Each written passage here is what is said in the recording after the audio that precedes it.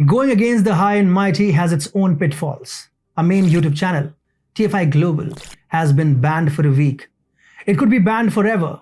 Hence, we are urging you in every video to download our apps. Apple users can go to App Store and type TFI Global and install. Android users can go to the link in the description, download and install the APK. Don't get spooked by the security message. It's a standard Android feature. Yes, we have been banned on Google. Download and help us survive, because if we survive, we won't let the cabal survive. Hi and welcome to TFI Global Africa. I'm your host Atul Mishra. Let's begin. Ever since the Russia-Ukraine war started, Russia is expanding its influence in the African continent at a faster pace than ever before. For Europe, this could be the worst fallout of the war, that now its former colonies in the African continent are slowly but steadily drifting away from West's influence and embracing Russia. Ironically, it was the strategy of the EU to impose sanctions on Russia which backfired on itself. And while today it is entirely a lose-lose situation for Europe. Russia and Africa joining hands for deeper cooperation could be the perfect win-win for both. In a recent development, Congo, Brazzaville and Russia have inked new cooperation accords for deepening bilateral ties. The signature contributes to the consolidation of our relations, said Minister of International Cooperation Denis Christel Sassou Nguesso after signing 5 accords with Russian First Deputy Energy Minister Pavel Sorokin. Russian energy infrastructure constructor Prometey has been earmarked to build the project, though the financing and timeline remains unclear as reported by African Insider. The project includes the planned building of a 1,000-kilometer oil pipeline in the country. The accords and memoranda signed deepen ties going back to 1964, when Soviet Union had good relations with Congo.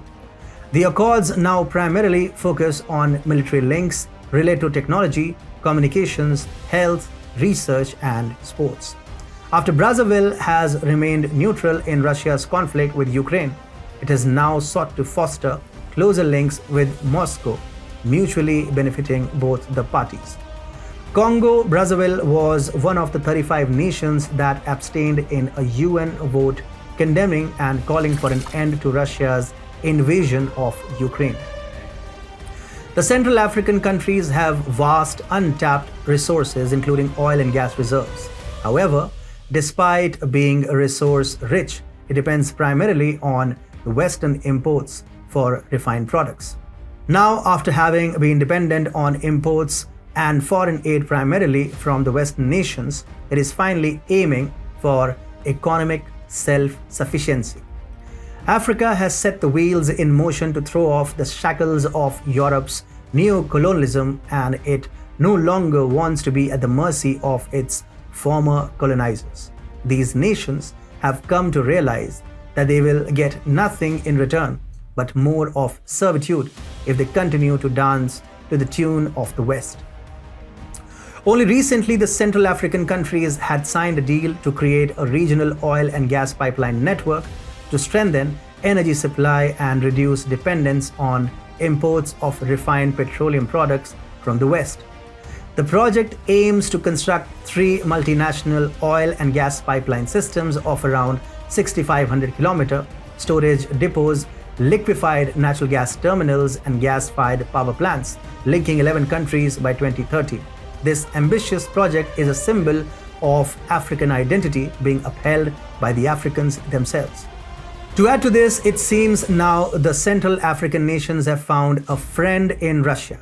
As the African countries slowly drift away from the West, Russia is steadily pushing into the continent.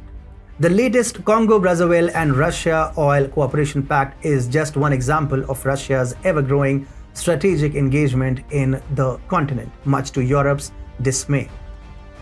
Europe has condemned Russia for its war with Ukraine. The fear of global isolation has forced Russia to look for new allies. As Russia tries to win more friends, it has been quite successful so far in increasing its influence in the African continent. The success of Lavrov's visit to Africa is quite evident now. Further, interestingly, many African nations had abstained from UN vote condemning and calling for an end to Russia's invasion of Ukraine, which further proves the willingness of the continent to have Russia on its side, as it has had enough of the Western drama. For the longest time, Africa had depended on Europe for aid for its growth. However, despite this aid, Africa remains the poorest continent in the world. Besides, the West could always dictate its own terms to Africa with its neo-colonial attitude and also suspend this aid at its own whims, leaving the resource-rich continent at the mercy of West forever. Africa has realized that it needs to move away from aid dependency to trade and investment. Post the Russia-Ukraine war, African countries are looking to balance their relationships. African nations today have chosen to safeguard their interests and taking a rational decision based on that. Rather than unnecessarily antagonizing Russia or condemning it, as Europe would want it to, it is choosing to deepen economic ties that benefit the continent. With the new accords signed with Russia, it can be argued that practically Russia is the first major foreign investor in the Central African region's ambitious oil project, which gives it access to vast untapped energy resources. This could be the beginning of a new era of Russia-Africa cooperation and a quantum leap for its ever-increasing partnership since the Ukraine war.